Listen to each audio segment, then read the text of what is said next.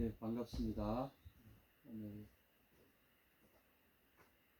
12월, 25년 12월 마지막 주일, 마지막 달에 12월 오늘 7일이죠. 함께 예배 드리게 돼서 주님께 감사드립니다. 오늘 말씀은 마태복음 26장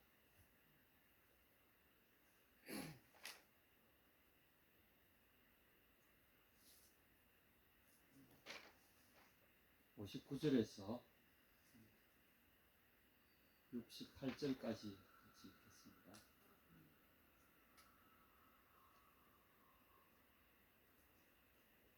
64절까지 함께 읽겠습니다. 같이 읽겠습니다. 시작. 대제사장들과 온 공회가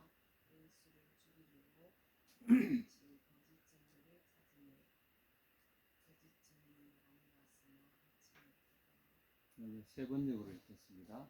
예수를 잡은 자들이 그를 끌고 대제사장 가야바에게로 가니 거기 서기관과 장로들이 모여 있더라. 베드로가 멀찍이 예수를 따라 제사장의 집들에 가서 그 결말을 보려고 안에 들어가 하인들과 함께 앉아 있더라. 59절부터 대제사장들과 온 공회가 예수를 죽이려고 그를 칠 거짓 증거를 찾으매 거짓 증인이 많이 왔으나 얻지 못하더니 후에 두 사람이 와서 이르되 이 사람의 말이 내가 하나님의 성전을 헐고 살 동안에 지을 수 있다 하더라 하니 대제사장이 일어서서 예수께 묻되 아무 대답도 없느냐 이 사람들이 너를 치는 증거가 어떠하냐 하되 예수께서 침묵하시더니 대제사장이 이르되 내가 너로 살아계신 하나님께 맹세하게 하노니 네가 하나님의 아들 그리스도인지 우리에게 말하라. 예수께서 이르시되 네가 말하였느니라. 그러나 내가 너희에게 이르노니 이후에 인자가 권능의 우편에 앉아있는 것과 하늘 구름을 타고 오는 것을 너희가 보리라 하시니 68절까지 읽을까요? 이에 대제사장이 자기 옷을 찢으며 이르되 그가 신성모독하는 말을 하였으니 어찌 더 증인을 요구하리요. 보라 너희가 지금 이 신성모독하는 말을 들었도다. 너희 생각은 어떠하냐? 대답하여 이르되 그는 사형에 해당하니라 하고 이에 예수의 얼굴에 침 뱉으며 주먹으로 치고 어떤 사람은 손바닥으로 때리며 이르되 그리스도야 우리에게 선지자 노릇하라. 너를 친 자가 누구냐 하더라.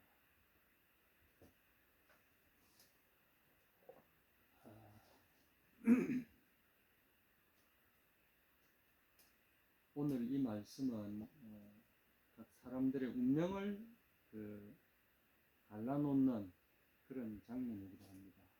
예수님의 생의 마지막을 장식하는 생과 사를 가르는 그런 순간이기도 하고요. 예수님의 생과 사를 가르는 이 순간에 키를 쥔 사람들이 여기 있는 이 대제사장 가야바죠. 그리고 그를 둘러싼 예수님을 지금 심판하고 있는 이 법정의 주인된 가야바와 그의 이 수하의 이 권세 잡은 사람들, 그리고 그들에게 잡혀와서 외롭게 아무도 변호할 사람이 없이 홀로 그 법정에 결박된 채로 서 있는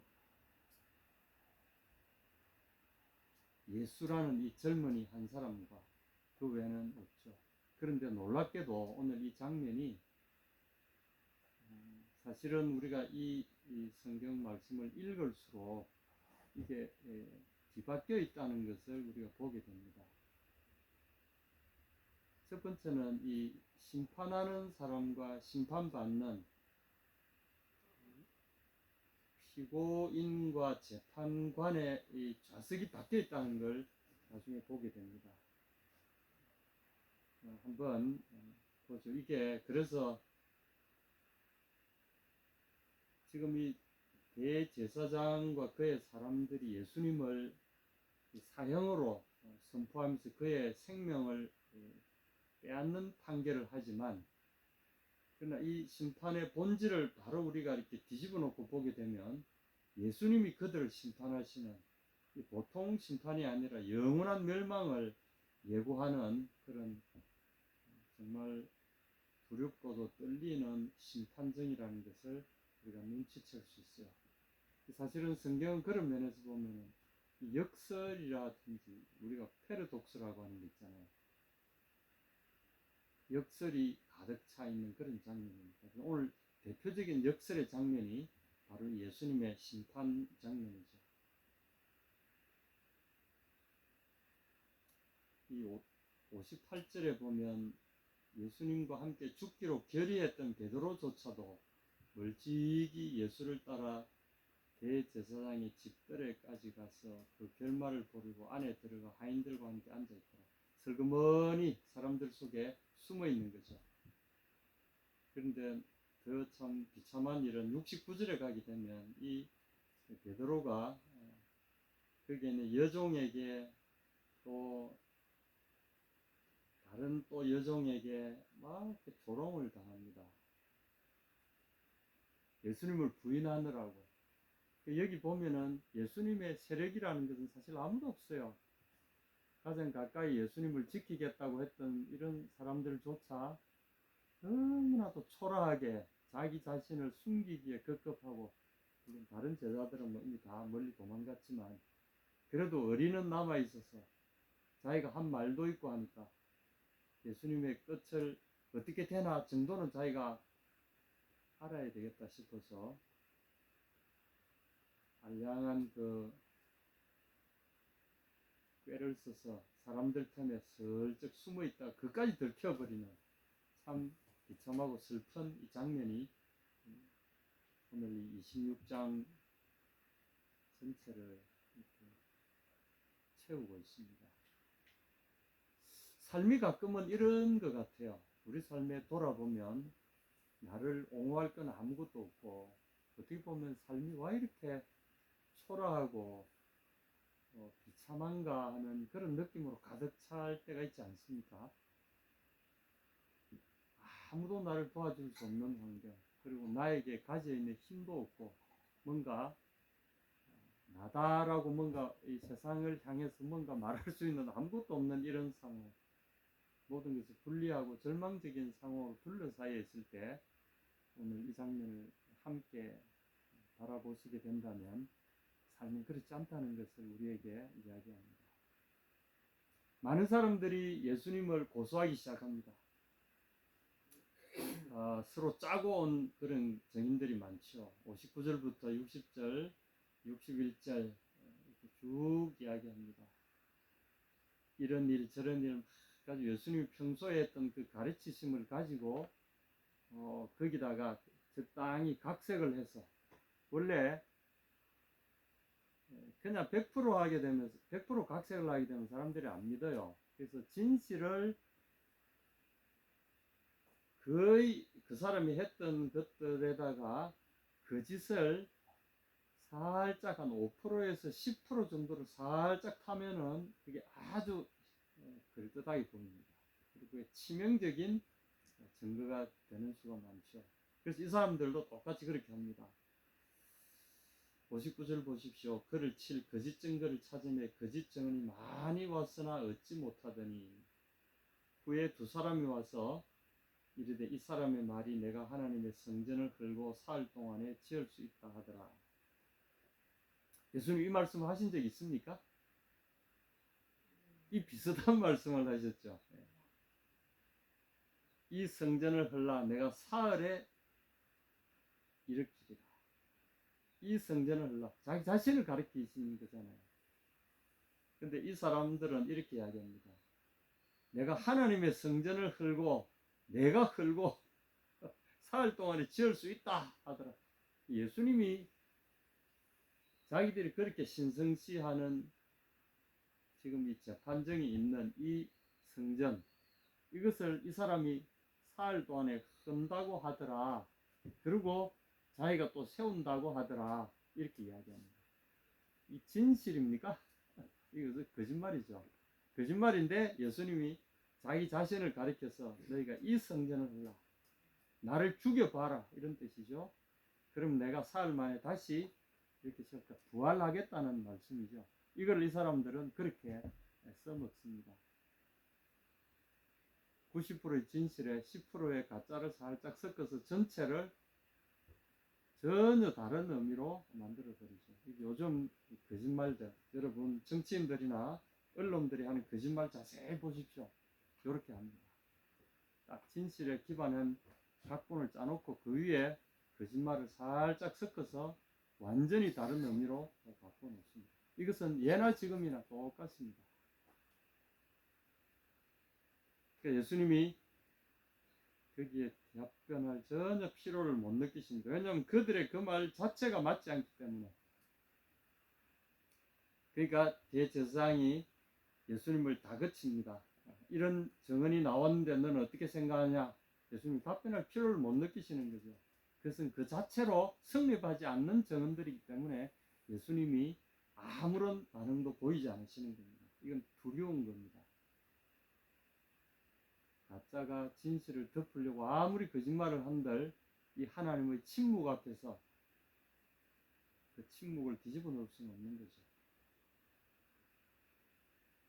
그러니까 이런 얄팍한 거짓 증거 가지고는 예수님을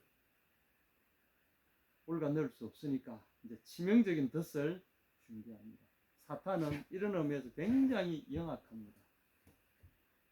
이 교활하고 영악한 이 결과는, 포커스는, 목적은 어디냐 하면 자기의 욕망을 달성하기 위해서 온갖 지혜와 지식과 방법들을 총동원하는 거죠.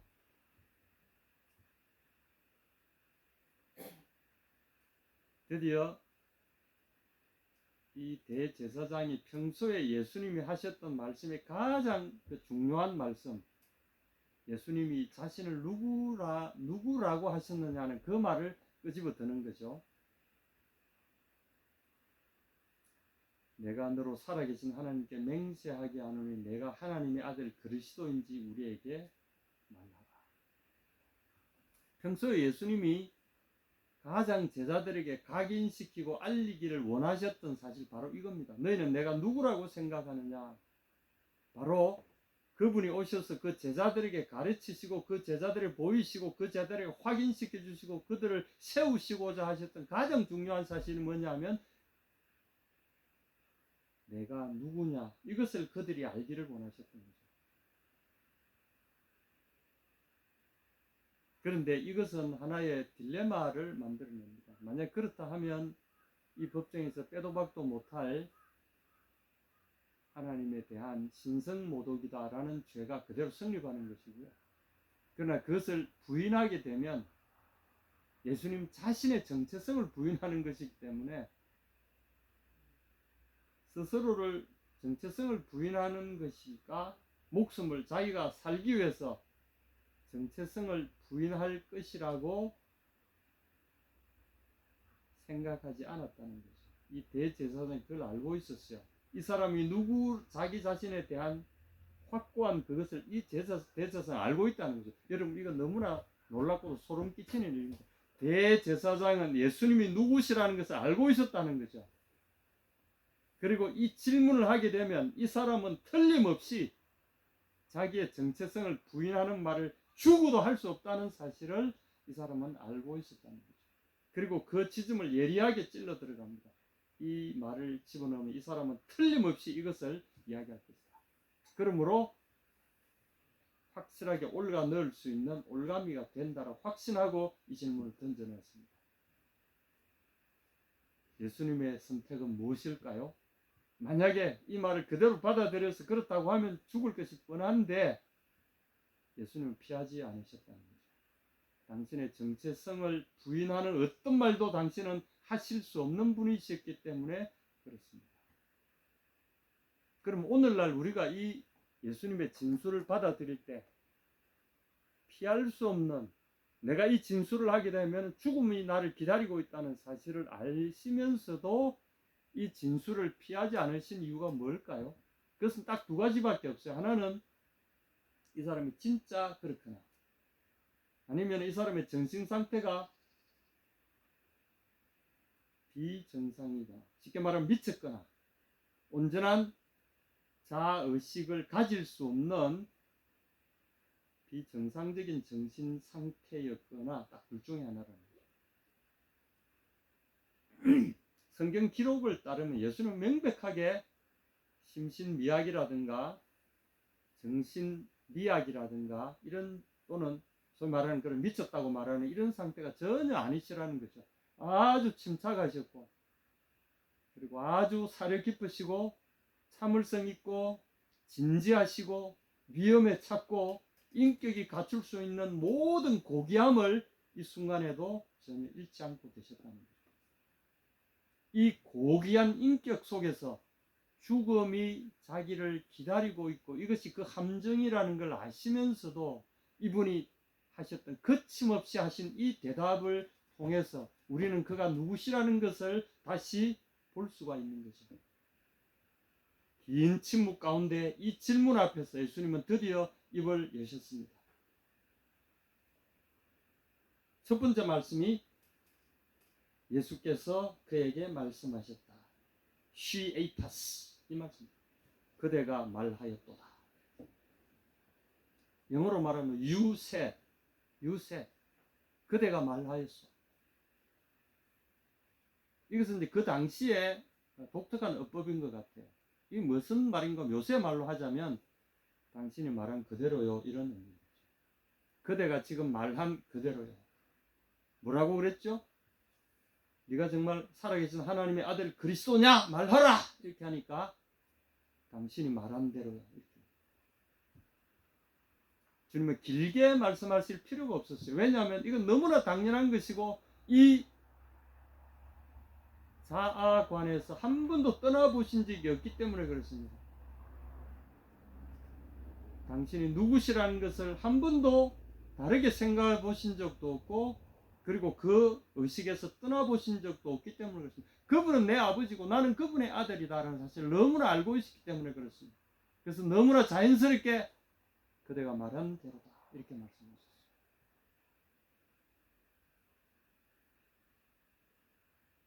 그리고 거기에 예수님은 머물지 않으셨다는 거죠. 이렇게 덧붙이십니다.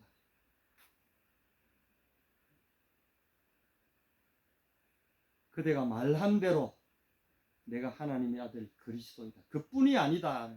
그러나 내가 너희에게 이르노니. 왜 이기에 그러나라고 번역된 이 말은 조금 그렇습니다. 문맥이 통하기가 조금 어려운 번역인데, 원래 이제 원문에는 플랜이라는 말은, 플랜은 다시라는 말입니다. 덧붙여 말하건대 이런 의미로 쓰일 수 있는 말입니다. 그대가 말한 그대로요. 덧붙여 말하자면 이것뿐만 아니라 단순히 내가 살아계신 하나님의 아들 그리스도라는 사실뿐만 아니라 실제로 그 광경을 보게 될 거다는 거죠. 어떻게? 뒤에 나오는 내용입니다. 이 말씀은 성경을 우리가 조금 이해를 해야 되는, 구약에서 특별히 다니엘서 7장 13절 14절에 나오는 그 말씀을 근거로 그대로 옮기셨다고 우리가 보여지는 말씀입니다. 다니엘서 찾을 수 있으면 다니엘서 7장 9절부터 한번 찾아보시면 좋겠습니다. 다니엘서 7장 9절, 7장 9절에서 14절까지를 같이 한번 읽어보도록 하겠습니다.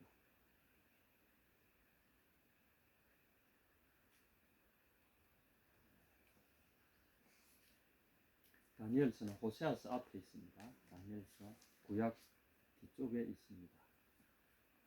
제가 읽어보겠습니다. 내가 보니 왕좌가 놓이고 옛적부터 항상 계시니가 좌정하셨는데, 그의 옷은 희기가 눈 같고 그의 머리털은 깨끗한 양의 털 같고, 그의 보좌는 불꽃이요 그의 바퀴는 타오르는 불이며, 불이 강처럼 흘러 그의 앞에서 나오며 그를 숨기는 자는 천천히요 그 앞에서 모셔 선 자는 만만이며 심판을 베푸는데 책들이 펴 놓였더라.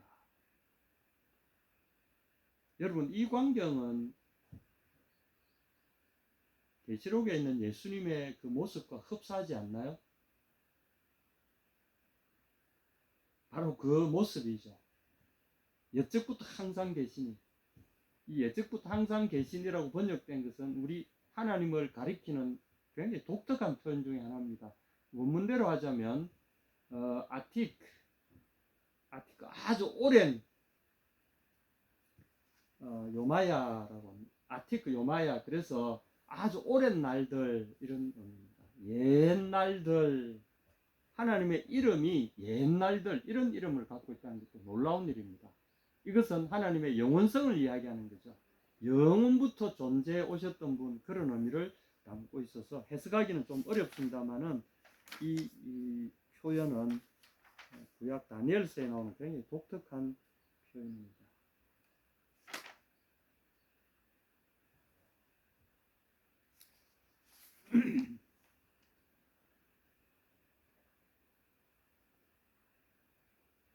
그래서 이제 아티크 요민 날들, 요거는 이제 히브리하고 조금 달리 이 아람어라고 그래서 예수님 당시에 그 포로된 상태에서 그 바벨론 포로된 이후에 페르시아의 제국 그 공용으로 쓰이던 말인데, 그것이 이제 포로기 이후에 예수님까지도 쭉 쓰이던 말인데, 다니엘은 그 포로된 땅에서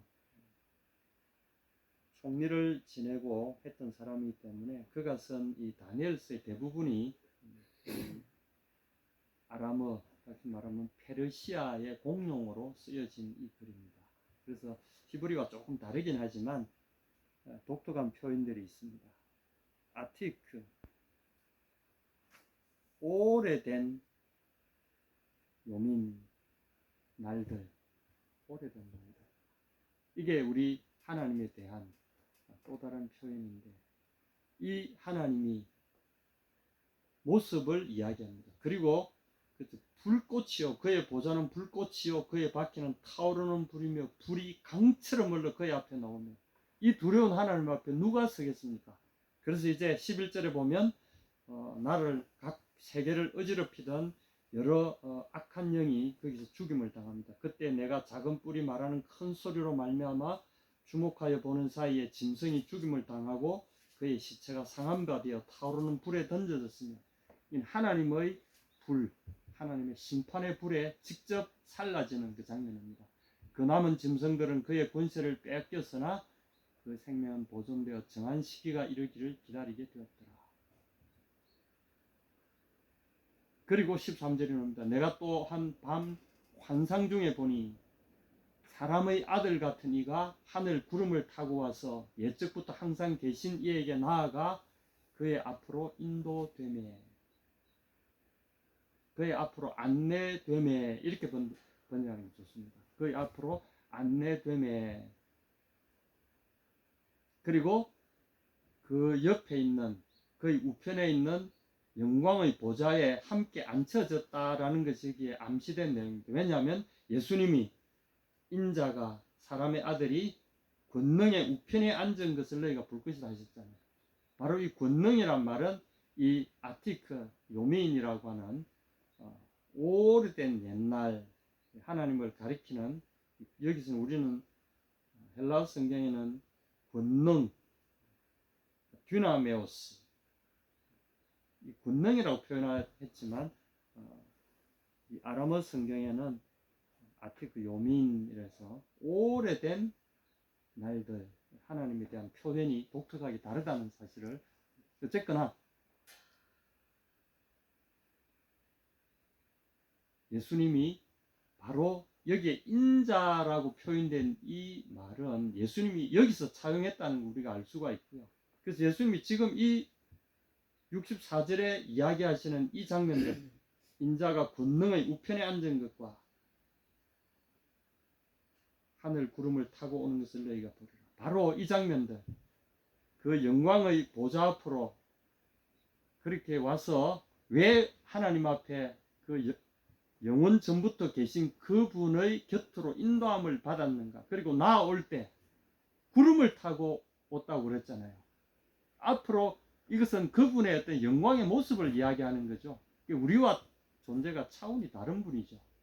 그리고 그분의 영광의 우편에 앉아서 어떤 권세를 받는지 보십시오. 14절에 그에게 권세와 영광과 나라를 주고 모든 백성과 나라들과 다른 언어를 말하는 모든 자들이 그를 섬기게 하였으니 그의 권세는 소멸되지 않는 영원한 권세요 그의 나라는 멸망하지 아니할 것이라.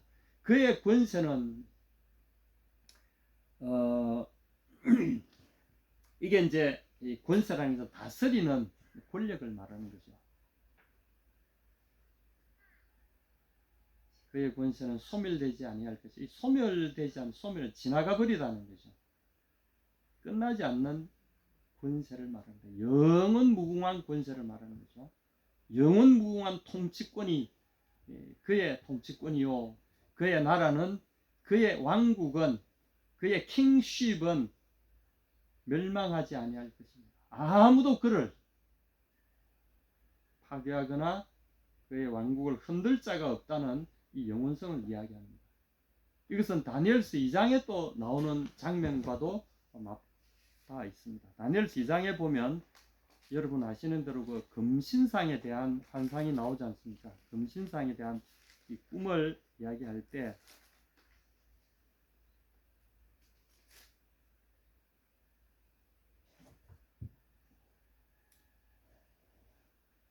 (2장) 44절 45절 한번 보겠습니다. 이 여러 왕들의 시대에 하늘의 하나님이 한 나라를 세우시리니 이것은 영원히 멸망하지도 아니할 것이요 그 국권이 다른 백성에게로 돌아가지도 아니할 것이요 도리어 이 모든 나라를 쳐서 멸망시키고 영원히 쓸 것이라.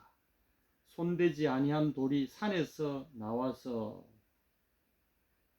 붕 떠 있는 거죠. 손대지 아니한 돌이 산에서 나와서 쇠와 놋과 진흙과 은과 금을 부서뜨린 것을 왕께서 보신 것은 하나님이 장래일을 왕께 알게 하신 것이라.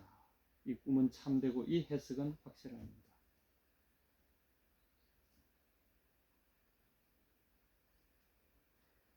이 지금 꿈의 해석 마지막에 근데 그 꿈에 보면 34절부터 꿈에 대한 해석도 나옵니다. 또 왕이 보신 적 손대지 아니한 돌이 나와서 신상의 쇠와 진흙에 발을 쳐서 부서뜨림에 그때 쇠와 진흙과 놋과 은과 금이 다 부서져 여름 타작마당의 벼같이 되어 바람에 불려간 곳이 없었고 우상을 친 돌은 태산을 이루어 온 세계에 가득하였나이다. 이 다니엘서에 있는 내용을 예수님은 너무나도 생생하게 여기서 다시 언급하시는 거죠. 바로 이 짧은 문장 속에 너희가 인자가 권능의 우편에 앉은 것과 하늘 구름을 타고 오는 것을 너희가 보리라. 물론 이제 이 장면만 보면 어떤 사람들은 이거는 예수님이 앞으로 오시는 그 장면을 이야기하시는구나. 그것도 맞아요. 그렇지만 예수님이 여기서 이 말씀을 하신 것은 당신이 진정한 왕이시고 심판자라는 사실을 그들에게 각인시키시는 선포입니다. 그래서 그대가 내가 누구라는 것을 그대 입으로 말하였구나. 그러나 거기에 덧붙여서 나는 더 확실한 내용을 이야기하겠다 하시고 한 것이 바로 그 다음 장면입니다. 바로 진정한 심판자가 누구라는 것을 바로 이 다니엘서 7장 9절에 보면 그 왕좌가 놓이고 옛적부터 항상 계신 이가 좌정하셨는데 그분이 지금 심판을 베푸시는 중이잖아요.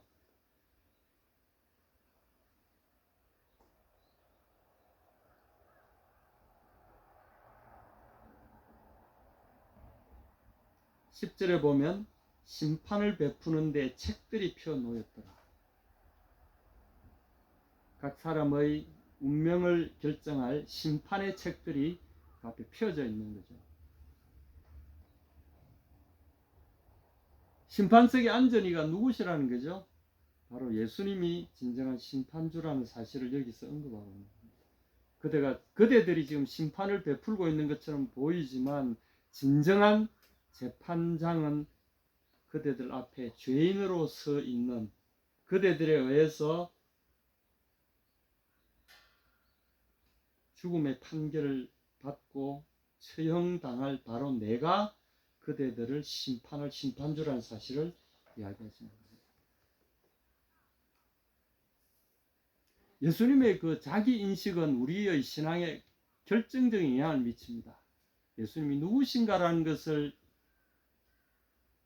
각자가 어떻게 받느냐에 따라서 그 사람의 운명이 달라지죠. 이 운명은 영원한 운명에 해당이 됩니다.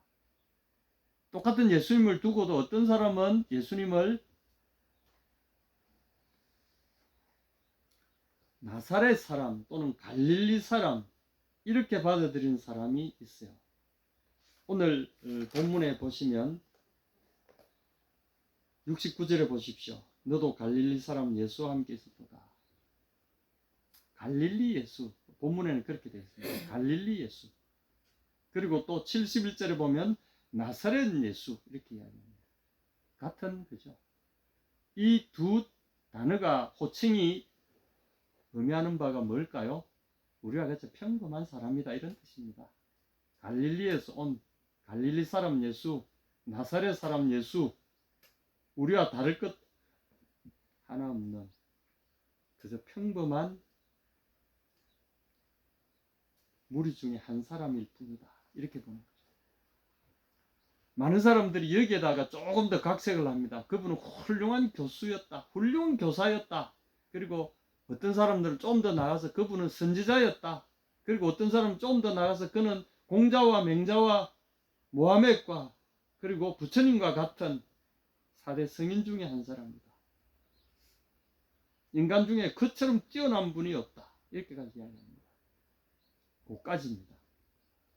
그러나 우리가 오늘 예수님의 자기 확신, 자기 인식을 우리의 신앙의 기준으로 삼지 않으면 똑같은 결과를 얻습니다.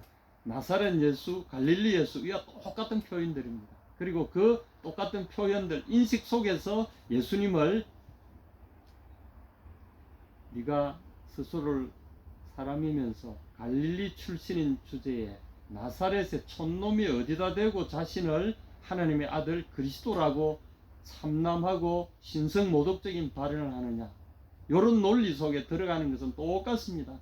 아무리 모하멧과 같고 아무리 4대 성인의 하나고 아무리 뛰어난 선지자와 예언자 하더라도 자신을 예수님이 가졌던 자기 확신, 살아계신 하나님의 아들이다, 내가 바로 메시아다, 내가 바로 다니엘서에서 언급한 사람의 아들과 같으니 권능의 우편에 앉아서서 영원한 나라의 그 왕권을 받아 누릴 바로 그 메시아,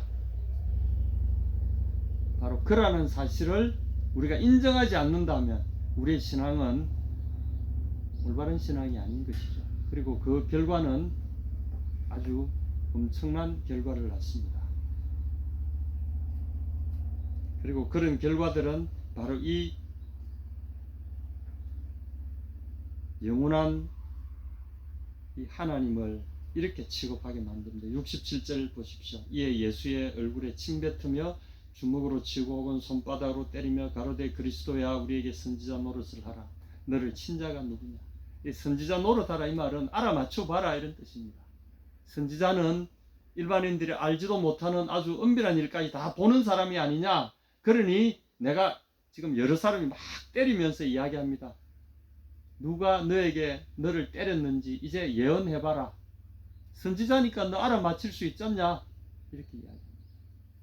그들의 확신 속에는 뭐가 있냐면 이 자는 나사렛에서 온 평범한 나사렛 목수에 불과한 자다. 이 자는 아무것도 아니다. 이런 확신 가운데 하는 겁니다. 여러분의 확신은 어떤 것입니까? 오늘 예수님을 믿는다고 말하는 숱한 사람들 속에 있는 그 다양한 확신들은 어디에 기초하고 있는 겁니까? 모든 우리의 확신은 예수님이 자신을 향해 가지셨던 그 확신을 우리가 갖지 못한다면 우리의 신앙은 굉장히 잘못된 것이죠. 굉장히 위험할 뿐 아니라 우리를 파멸적인 결과로 이끌게 됩니다. 그럼 우리는 눈을 떠야 됩니다. 그가 누구신가 하는 사실. 그가 누구신가 하는 사실. 여기에 우리가 눈을 뜨지 못한다면 오늘날 우리에게 살고 있는 우리의 삶 자체가 흑상으로 돌아갈 수밖에 없다는 거죠. 예수님의 이 말씀을 다시 우리에게 들려주십니다. 다시 한번 읽어봅시다. 네가 말하였느니라. 그러나 내가 너희에게 이르노니 이후에 인자가 권능의 우편에 앉은 것과 하늘 구름을 타고 오는 것을 너희가 보리라. 여러분, 이 확신 속에 견고하게 서십시오. 그분이 누구신지, 그리고 당신 자신을 누구라고 말씀하셨는지 바로 거기에 우리의 믿음의 기초를 두어야 합니다. 이 믿음 속에 견고하게 서서 그분과 함께, 그리고 그 영광의 날을 함께 누리시지 않겠습니까? 이것이 우리의 믿음이요, 이것이 우리의 고백이 되어야 할 것입니다. 아멘.